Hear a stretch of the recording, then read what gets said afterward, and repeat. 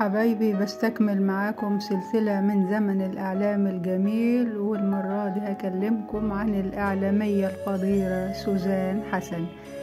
بس أولا بدعوكم للاشتراك في القناة وتفعيل زر الجرس عشان يوصلكم كل جديد، ونكمل حبايبي. والإعلامية سوزان حسن من أيام الزمن الجميل، من جيل الثمانينات والتسعينات اللي تعلموا الإعلام كما يجب أن يكون. مسيرتها المهنية تحمل العديد من الإنجازات والنجاحات التي لا يمكن إنكارها.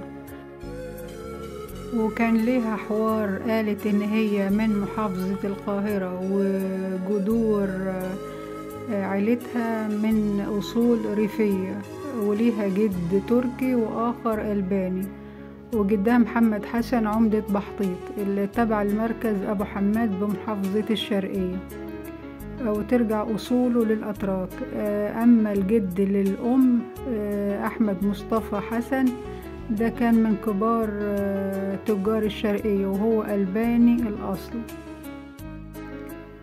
أما والدها فكان مهندس في وزارة النقل. أما الوالدة فكانت سيدة جميلة وبتتمتع بدرجة كبيرة جدا من الوعي مقارنة بالسيدات اللي في سنها. ورغم الثقافة الشائعة وقتها حول كثرة الإنجاب، إلا أنها تمردت على الثقافة دي واكتفت بس ب3 أبناء، وده طبعا وفر لها الطاقة اللازمة لتعليمهم والاهتمام بيهم، بجانب ان هي كانت بتمتلك موهبة في التطريز والخياطة وخصوصا ملابس الأطفال. وقالت انها فاكرة انها لما كانت تخرج مع والدتها كانوا كل النساء يوقفوهم ويسألوهم عن المكان اللي بيشتروا منه الملابس دي.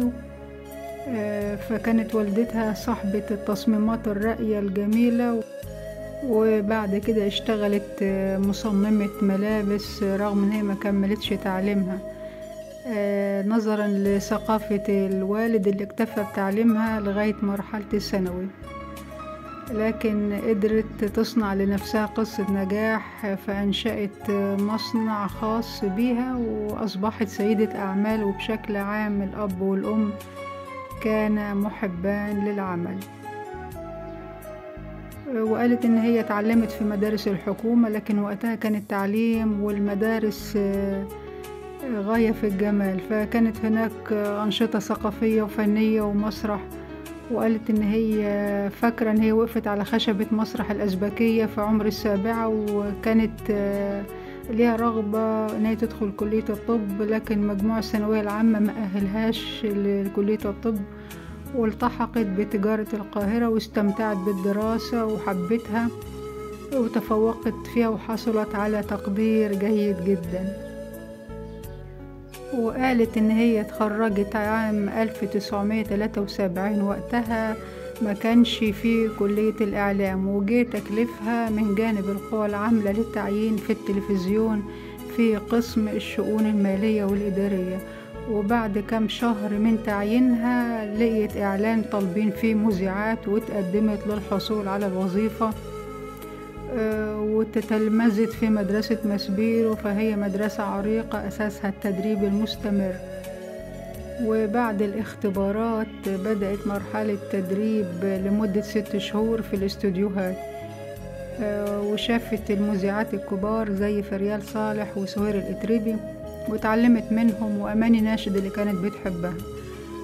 وقالت إن أول ظهور ليها على الشاشة كان في يناير 1976، لكن بعد 6 شهور من تعيينها سافرت مع زوجها إلى العاصمة البريطانية لندن،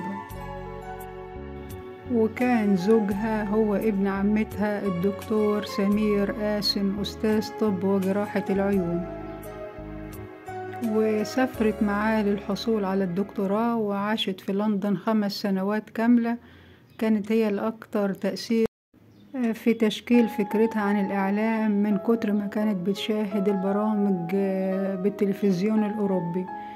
وأنجبت أولادها في لندن، رغدة وكريم في أيرلندا، ورجعت للعمل ببرنامج لقاء الأجيال واستمر 10 سنوات كاملة، وكان برنامج بيضم في كل حلقة 3 أجيال مختلفة.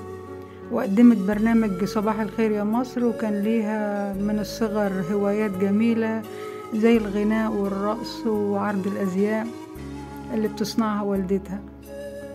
وعرض عليها التمثيل عام 1961 لكن الأسرة رفضت تماما. وتولت عام 2002 نائب رئيس القناة الأولى، وأصبحت رئيس القناة الأولى عام 2003، واستمرت لغاية 2005. وعرض عليها مرتين الترشح لعضوية مجلس الشعب عن أبو حماد لكنها رفضت، وتولت في 2005 رئاسة التلفزيون واستمرت 4 سنوات. عينت عضوا منتدبا بمدينة الإنتاج الإعلامي. أما عن علاقتها بالسيدة سوزان مبارك، فقالت السيدة سوزان مبارك كنت برافقها في جميع المؤتمرات والمحافل الدولية اللي بتحضرها، وسافرت معاها أغلب بلدان العالم. كل هذه الأشياء ساعدتني كتير في صقل شخصيتي، وكنت سعيدة في التعامل معها.